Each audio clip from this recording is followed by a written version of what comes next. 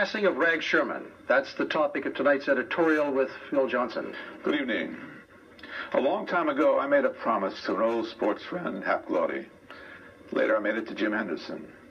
If they didn't talk about politics, I wouldn't talk about sports. It's a promise over 30 years old. But today, I must break my promise because Rag Scheuermann is tied. And I cannot allow him to go gentle into that good night without a salute to his goodness, his kindness, his humor, and his Ninth Ward outlook on life and living. Rags was not an educated man in the sense that diplomas make someone educated.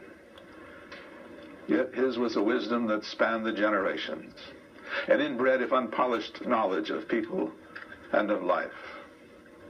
He was an intelligent man without the certificates that qualify so many lesser minds, but intelligent nonetheless. He could figure a 4-horse parlay in his head, no mean trick, from his days on the racetrack and in St. Bernard Parish handbooks. He knew percentages from his days as a player on baseball teams, and later as one of the finest coaches of kids in America. He was a demanding coach. He used baseball and its percentages as a metaphor for life, although he would never have expressed it as such. But he made his points, when to hit, when to take, even when to sacrifice.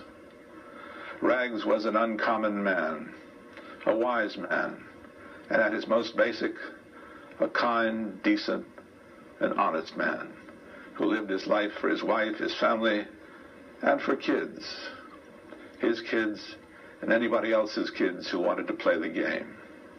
He taught them how. It was his gift. It was his life.